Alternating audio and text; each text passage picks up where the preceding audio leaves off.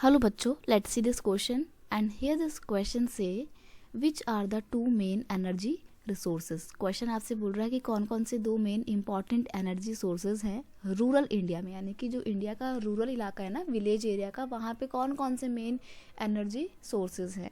Why should there use B discourage, और क्यों हमारे को उसके यूजेस को डिस्करेज करना चाहिए। मतलब आपको वो एनर्जी रिसोर्सेज बताने जो काफ़ी नॉन कन्वेंशनल है, नॉन रिन्यूएबल है और रूरल एरिया में अभी भी इस्तेमाल किए जाते हैं, और क्यों उनको डिस्करेज करना है वो बताना है आपको। ठीक है, तो हम रूरल एरिया के एनर्जी रिसोर्स की बात कर रहे हैं। क्वेश्चन का की कॉन्सेप्ट है एनर्जी रिसोर्सेज। देखो, एनर्जी आज के टाइम पे बहुत इंपॉर्टेंट है। कोई भी काम आप विदाउट एनर्जी नहीं कर सकते हो।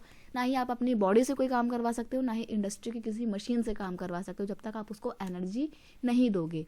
फायरवुड की बात करें, मतलब आज भी रूरल एरिया में क्या कर रहे हैं लोग, लकड़ी जो होती है ना, जलाने वाली पेड़ों की लकड़ी, उसका इस्तेमाल कर रहे हैं। ठीक है, कैटल डंग केक का इस्तेमाल कर रहे हैं। आपको पता है लकड़ी को जलाने से, और जो गोबर का काउ डंग केक होता है, यानी कि उपला जिसको बोला जाता है जनरली लोकल लैंग्वेज में, उसका इस्तेमाल करने से बहुत ज़्यादा धुआं निकलता है जो हमारे आसपास के एनवायरनमेंट को पॉल्यूट करता है। ठीक है, firewood and cattle dung cake are the main energy sources of the rural India.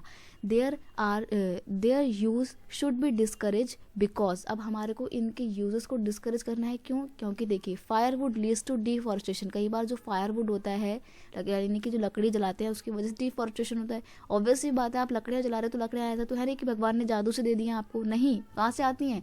जंगलों को काटते हो आप, तभी तो लकड़ी मिलती है। तो हमारे को फायरवुड के यूज़ को डिस्करेज करना है ताकि पेड़ों को काटने से रोका जा सके। नेक्स्ट है कैटल डंग केक, जो उपला होता है। कैटल डंग केक, ये बेटा केक है, ठीक है। Cattle dung cake consumes the most valuable manure which could be use in agriculture. अब जो आप कैटल के डंग का इस्तेमाल आप एक पर्टिकुलर फील्ड में, एग्रीकल्चरल फार्म में मैन्योर के तौर पे कर सकते थे। आपने उसका इस्तेमाल किस लिए कर लिया? जलाने के लिए कर लिया।